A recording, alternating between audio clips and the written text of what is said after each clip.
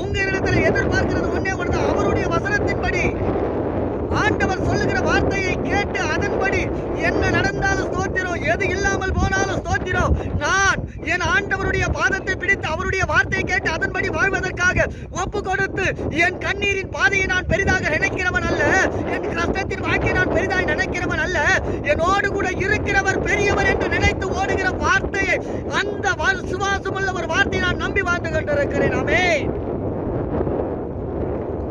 ஆம் தேவ பிள்ளைகளே, அதனால வேதம் அப்படிதான் சொல்லுது.